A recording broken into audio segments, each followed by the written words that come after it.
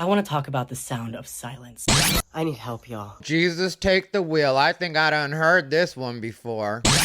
What's up, everybody? Ty Rivera here, the absolute best LGBTQ comedian in the world. Before we get started, I'm just going to ask that you like, comment, and subscribe. If you want to leave a comment just to help me on the algorithm, but you don't know what to comment, just leave a knife. Because one of these days, Roger, aka Aurora, aka Aslan, aka Birdie, aka Bird, aka the most insufferable creator on TikTok. I am Aurora Bird, also known as Birdie. I am a non-binary artist and herbalist who is autistic. Da-ding! And I make a lot of stuff and I have a lot of feelings. That's pretty much it. Is going to come for my neck. Okay, so to catch anybody up, if you aren't familiar, this is a recurring character on our show that I like to call Roger. Roger is constantly begging. Most recently, he put up a GoFundMe for $15,000 because he doesn't want to work. This is a scam! This is a scam!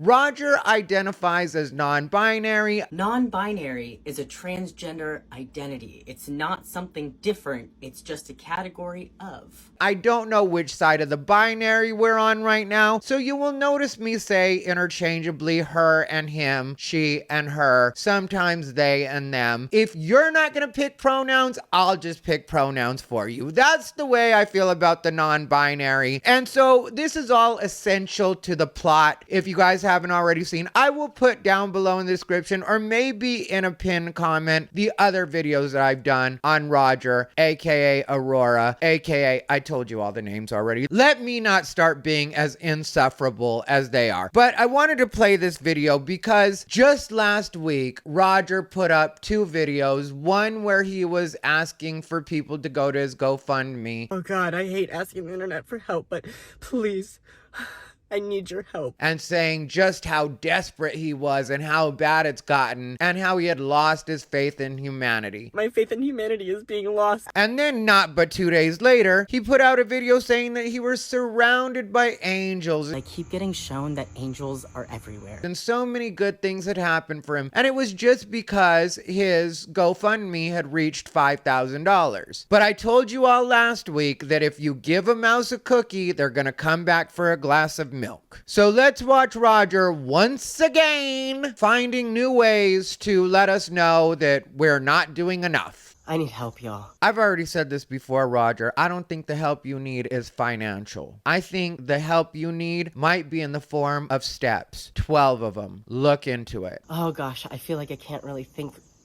clearly right now. When can you think clearly, Roger? You think maybe another $10,000 would help you think clearly? Because I'd be willing to guess that if you got another $10,000 and reached your goal of $15,000, you'd say you needed 20 next. And when you say, I feel like I can't really think clearly right now. what my mind translates that to is you're running out of ways to ask for money. But I have faith in Allah that you will figure out how to, like you have every other time. Because I can't, all of my energy has been trying to find a place. I'm going to make a wild suggestion here, Roger. I'm going to suggest that you split your time. Spend half of your time looking for an apartment, and the other half of your time, I want you to spend looking for a job. Because that's what you're going to need to get to your goal. And I literally just can't find one that's affordable. You have raised $5,308 on GoFundMe. GoFundMe does not require that you meet your full goal of $15,000 in order for you to withdraw the money. I looked into it, Roger. So I took the liberty of going to apartments.com. I searched Asheville and I put a maximum rent of $1,100 in the filters. I hope you don't mind. I'll go ahead and share with you. I was able to find a 2-bedroom, 1-bath for $1,045. That is 782 square feet. Then I found a studio that didn't offer a lot of extra information, but it shows a picture of the building and the building looks okay. That is between $1,055 and $1,175. And then I was able to find a studio apartment in Baird Cove Apartments apartments, which is also in Asheville, North Carolina, for between $945 and $1,250. There's a pic of this one. It looks kind of small, but it's bigger than a sofa. And I think I know what the problem is here, Roger. You've got champagne taste and bologna and cheese money. And I'm not saying $5,000 is bologna and cheese money, but if you want it to last for a couple of months until you think up your next grift, that is bologna and cheese money. That's why I'm saying that you should probably get a job, because I could be wrong, but I doubt that the internet is going to give you much more than the $5,000 that you've already been able to raise. And I say this because all of the adults that are reading your GoFundMe and watching you on TikTok know that it has never cost us more than $5,000 or even close to $5,000 to move into a basic apartment. If you're looking for a basic apartment, you don't need more than $5,000 to get a basic apartment. Maybe look into having a roommate. Maybe look into renting a room. I know you're miserable. I know you're insufferable, but you're in Asheville, North Carolina, and I get the feeling there's probably quite a few insufferable hippies just like yourself that'll humor you for a couple of months while you find a job and then get your own place. I'll tell you a little story about me, Roger. There was a point that I was with my ex and we were moving to Las Vegas. I didn't know how we were going to move to Las Vegas. I just knew that I wanted to move back to Las Vegas and I wanted to take my ex with me. So we were in a similar situation to you where I hadn't lined up an apartment for us when we got to Las Vegas. We stayed in weeklies and I was quickly running out of money. So what I did was I rented the first apartment that I could get into right away. We were sleeping on the floor, but it was roach infested, which we hadn't done a walkthrough before actually getting the apartment because whatever rigmarole the manager had told us. Neither here nor there. The point in the story that we're at is we are sleeping on the floor. I immediately let the manager know that it was truly roach infested. I am talking roach infested to the point where that night, me and my ex slept on the floor together and were literally slapping roaches off of ourselves and each other all night. But we didn't have another option. Luckily for us, the manager, true to their word, had the exterminator come in the following day. The exterminator did a really great job, and after that, the roaches were gone. That quickly. I think it took 24 hours, and then we, of course, had to clear all the roach carcasses out, but it was a small price to pay to have some peace of mind and our own place, which is something that I'm going to suggest to you. Drop your standard, and if you just need a roof over your head, then get a roof over your head and worry about everything else later. I really do feel like you're looking for a place that has all the specifications you need to be a work studio. Maybe find just a studio apartment and a spot outside or in a park where you can do your work. It may not be ideal, but it's better than begging on the internet. And I don't have enough money right now to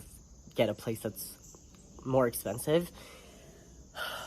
I've been homeless for months. I've been stuck on the wrong side of the internet for 1.5 years. Okay, you have not been homeless for months. You have been staying on friends' couches. You have been living in hotels. And when you say stuck on the wrong side of the internet, I have such a problem with that because you've been able to have that same wrong side of the internet, pay your bills for at least 1.5 years. You've bought at least 2 cars during that time. Granted, one of them did get repossessed when you had to be institutionalized. I will give you that credit, but you still have bought 2 cars from the donations of the wrong side of the internet. You were living in hotels, and now you have $5,000 in cash at your disposal. Sure, you get made fun of in your comments daily, and every once in a while somebody cusses you out, but everybody else on the internet is getting that same treatment for free. Can you please do me a favor, Roger, and possibly send me instructions on how to get to the wrong side of the internet? Because I need to be on the wrong side of the internet too if it'll pay all my bills and give me $5,000 in cash. Hell, I could use a change of scenery myself. Maybe I'll move to Asheville, North Carolina and be your roommate, and we'll both live on the wrong side of the internet together in a studio apartment. What do you say, Roger? And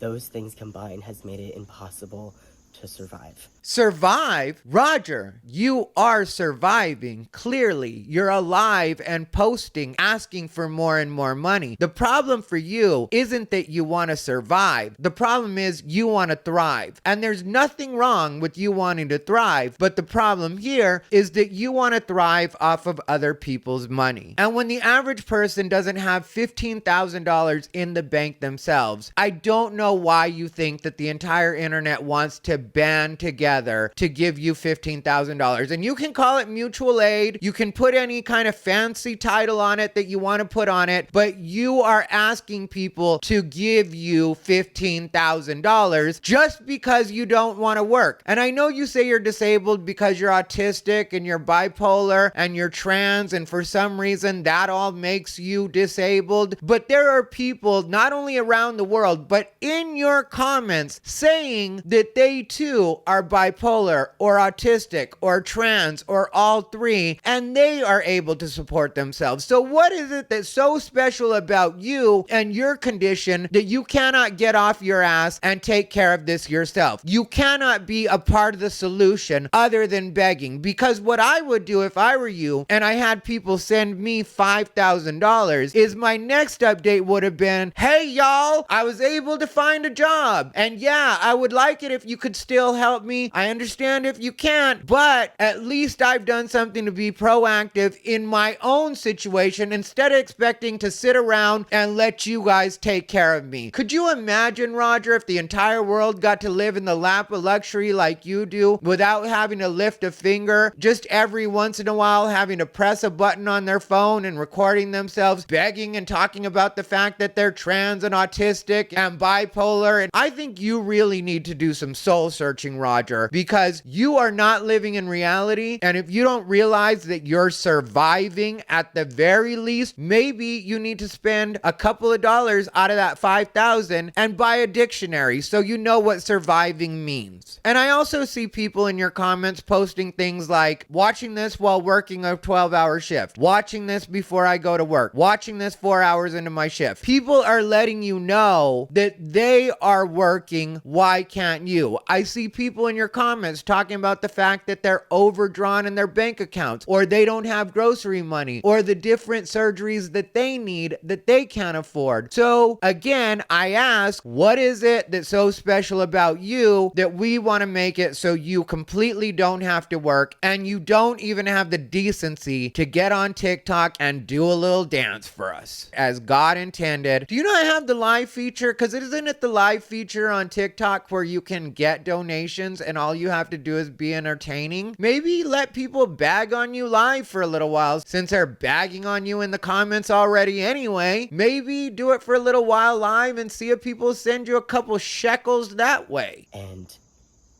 I quite literally wouldn't be able to do this without y'all. Oh yeah, we know you wouldn't be able to do this without us. You are a beggar. A beggar needs people to beg from. You are the beggar. We are the beggies. Is that correct? Yeah, we are the beggies. You know, that's what we should start calling ourselves in your comments. The beggies. But I'm gonna be honest with you guys. I don't ever comment on Roger's stuff because I don't want him to block me. So I keep my mouth shut when I'm on his TikTok. I do not need him ruining this for us. But honestly, why can't you create some content? I've suggested that before, and I don't know why you can't create content. Maybe do something inspirational. Maybe show us what your days are like as a woman of leisure. I doubt you want to show us what your days are like, though, because we'll probably be like, this looks pretty relaxing, Roger, and we're not sending any money for you to really live it up like this on our money. It's just so, I'm sorry to laugh, but it's so ridiculous to me that this person really thinks that they're owed money for absolutely nothing. Like,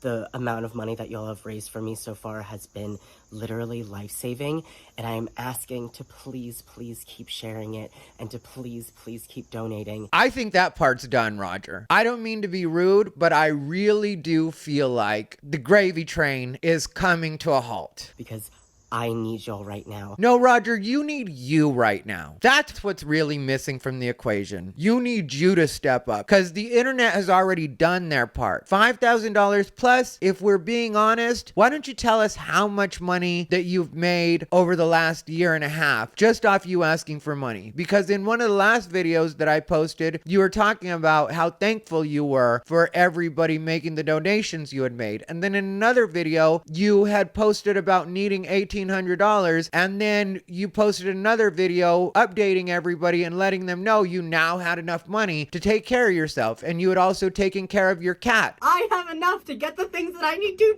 done. Yes!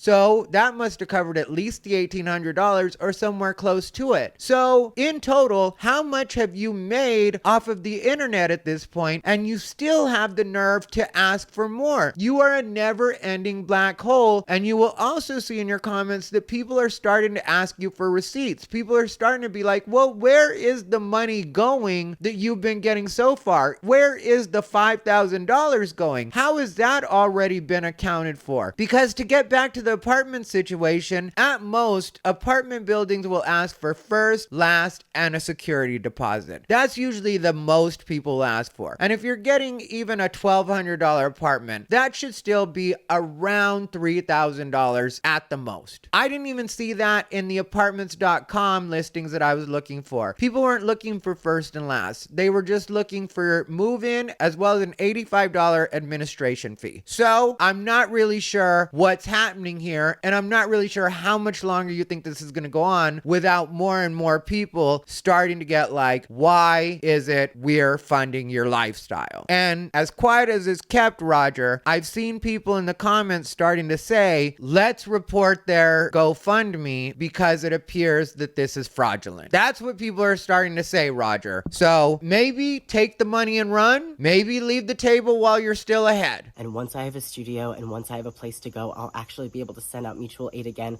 and I'll be able to work again. But right now, I just really need your help. It's stressing me out so much. It's literally coming out in my body. I'm super sick right now. I've tested. It's not COVID. Yeah, I personally think it's what we like to call dope sick. That's what I personally think it is. But please, I desperately need your help, and I don't want to keep coming on here begging for help, and right now, that's all I can do. It's not all you can do. You can get a job. Say it with me. A job. Spell it with me. A J-O-B. You can help yourself. This is not all you can do, Roger. You're saying you're going to get a job after you get this money. Why can't you start looking for a job now? And also, while we're at it, why do you look so dirty right now? Why don't you go wash your dusty ass in that house that you've been hanging out in front of for the last 2 videos now and actually look like somebody that's somewhat hireable, look like a productive member of society? And if I remember correctly, you said that you were house sitting at that house, or you were staying at a place that you were house sitting. And the angel who is letting me house sit so I have a place to stay for this next month. And that was one of the angels that was taking care of you. How can you not try to find a job when you have a place to stay while you're house sitting? Why is it that trying to find an apartment takes all your time? I've been apartment hunting, Roger. I'll tell you a story about me moving to Austin. I moved here to Austin. I had an apartment. I had packed up my car. I got to the apartment, and this apartment was also roach infested. Not this apartment that I'm in now, but the apartment that I was supposed to move into. And it was right around Thanksgiving, and I was supposed to fly back home, Phoenix, for Thanksgiving the following day. Like, I had literally less than 24 hours. The plan was to get to this apartment that I had rented, again, without being able to see it, because I was living in Vegas when I decided to rent this apartment. I had just seen it from the outside. I called them and had them send me an application. I did everything from Nevada. So I get here, they walk me through the apartment, I open up a closet, and there are roaches in this entire pantry type closet where there's also a water heater. I mentioned that to them. They say that they're going to fumigate it and that'll take care of the problem. We go to the office. I'm signing the paperwork. I go back to the apartment after they have fumigated it, and it is even worse than it was before. There are roaches crawling everywhere because fumigating ended up having all the roaches come out of all the places that they were hiding. I knew that this problem was not going to be fixed right away. So I just told them that I was going to need my money back and that I was going to find another place. Luckily, they were very quick to accommodate. They gave me my money order back. Again, luckily, I have a friend that had a house with a guest house here in Austin. He allowed me to put my stuff in his guest house and park my car at his place so that I could go home to Phoenix. Then when I came back, he allowed me to stay in his guest house for as long as I wanted so that I could find an apartment. Because I was being diligent about it and did not want to live off of his kindness, I was able to find an apartment within 2 days of getting back from Arizona. But that's because I was proactive about it. And Austin is also a competitive market when it comes to finding rentals. So I don't think that you can be going through anything worse in Asheville than what we're going through here in Austin. And it did look like the rates for rent were comparable to what's in Austin. So it's not impossible for you to do it. Also, I will mention, I think it was under $3,000 for me to move in because they also had some sort of move-in special going and the deposit was only like $500. So I'm pretty sure it was well under $3,000 for me to move into my apartment. But the other problem that I think you might end up running into is that most apartments are going to ask you for some way of verifying your employment. So either check stubs or your tax returns, or both if you get checks as well as independent work, which is what your art would fall under if you're actually making money off of your art right now. So please help me. Thank you.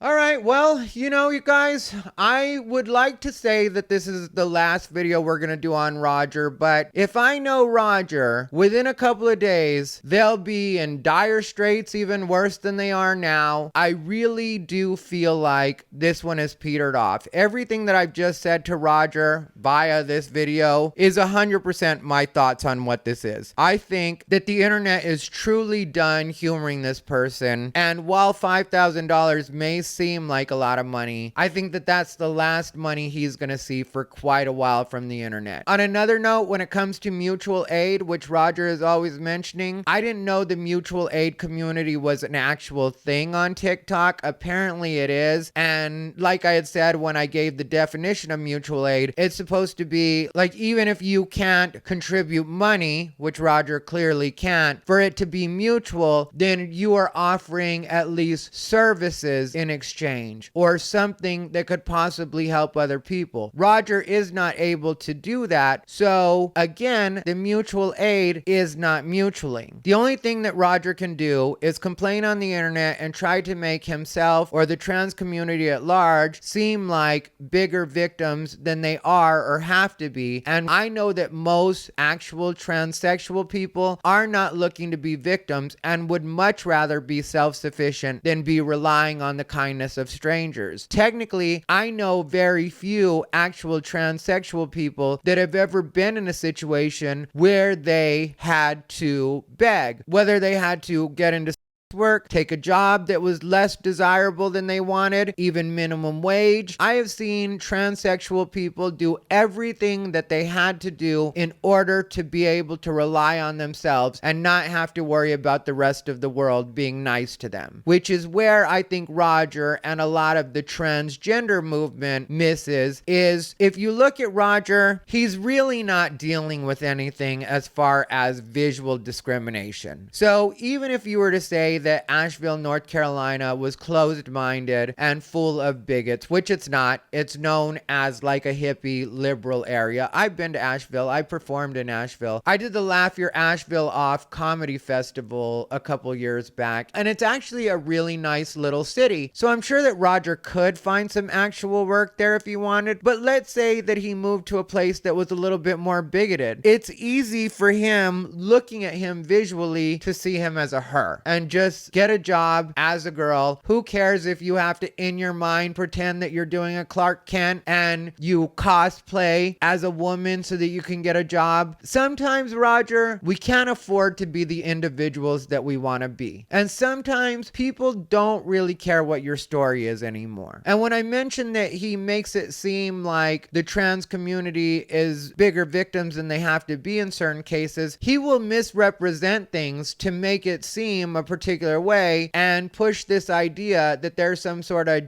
genocide happening within the trans community. Like this video I came across. I want to talk about the sound of silence. Next Benedict was a 16-year-old non-binary indigenous kid who was beaten to death in their high school bathroom. That might be as much as we need to hear of this video, because I am very familiar with the Next Benedict situation. I thought about making a video on it, but there's not really a lot of video to make. Next Benedict was and is a very tragic story. 16-year-old kid, non-binary, sometimes used he, him pronouns, sometimes used they, them pronouns, technically born female. They lived in Oklahoma, and what happened was they were being bullied for about a year. Then there was a particular day where they went into the girls' bathroom and some girls were making fun of them in there. Those girls had been bullying them for a couple of days before. Next got tired of it and took a bottle of water and threw it on the girls. Then the girls ended up jumping her. It was a pretty bad jumping, but of course that's going to happen when you get jumped by people. I've very rarely seen it not be a bad jumping. I will also mention that police did dissuade the family from pressing charges at the time that it happened when Nex was in the hospital. They were talking about us in front of us. And so I went up there and I poured water on them. Okay. And then all three of them came at me. They came at me, they grabbed on my hair, I grabbed onto them. I threw one of them into a paper towel dispenser, and then they got my legs out from under me and got me on the ground, started beating the at me. Okay. Some people were upset because the school didn't choose to call emergency services after Nex had been jumped, but it didn't appear to warrant that according to the school nurse. But they did suggest that she go get checked out if she felt that that's what they needed. So they did take them to the hospital, and while they were there and talking to the police had dissuaded them from filing a police report because since Nex had initiated the fight, the girls could also press charges on Nex as well, which is a bit of a sticky situation, and I know some people would attribute to discrimination, but I personally think that that officer was probably doing their best to let them know that you're probably not going to get the result you want from it legally, because if legally you did start the fight, you can't get upset and be like, oh, I was and I'm the only one that has been violated here. You initiated the contact. But Nex did not lose their life in that bathroom. That's one thing. What happened was the next day, Nex and their guardian, who's either their mother or their grandmother, news reports aren't even sure about that. I did all the research. They were going to run some errands with their guardian, and they ended up passing out, their eyes rolled back, and by the time emergency medical was able to get to their house, they had already passed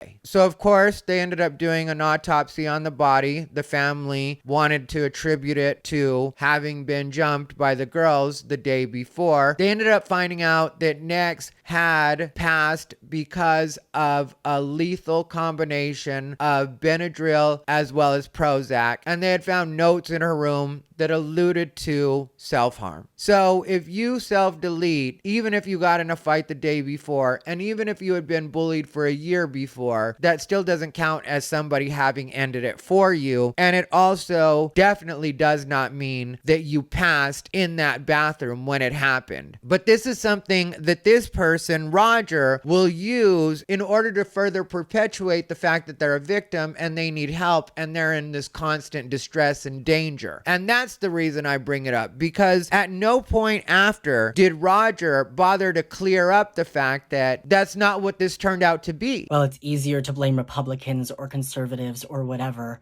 Ultimately, they are because of silence. The silence, while next endured an entire year of bullying before they died. The silence of teachers after they were beaten to not call medical attention. But ultimately, I want to talk about the silence of people who say they support trans people, but who have not been speaking out. Last March, we heard the call for the eradication of transgenderism from public life entirely. I think if you really felt that way, you would be a better example. Because you're right, they did call for the eradication of trans people in public life, which of course they meant serving in office, being in any kind of position of authority, and you show people why that might not be the worst idea. Because you're constantly trying to make problems out of nothing. You don't want to work. You don't show a good side of yourself ever on the internet. And I'm not even saying there's a particular way you have to present yourself, but just being as functional of a member of society as the rest of us are expected to be should not be too much to ask in you being an example and perhaps being the change that you want to see. So while you're pointing outwards, you're refusing to look within and see how you may be contributing to this idea and this stereotype that makes people think that they don't like trans people. You are a trans person, supposedly, if you ask me. But if you have your way, you are a trans person and you're not even an ally to the trans community. It is truly so heartbreaking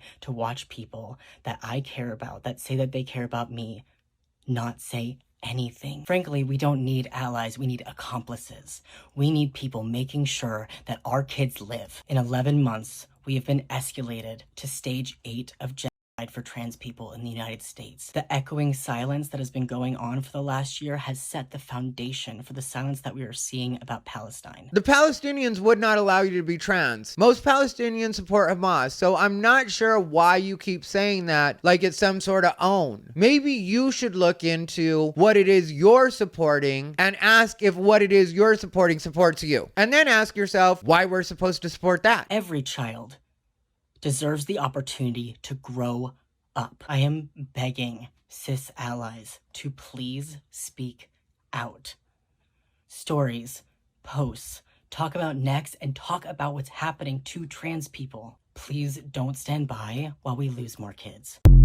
Okay, I'm going to speak out and I'm just going to say that Roger is making trans people look absolutely horrible and Roger should be taken off the platform so that he can stop doing damage to the trans community. You guys let me know what you think down below in the comments. As always, this has been Ty Rivera, the absolute best LGBTQ comedian in the world. They bought into his bullshit.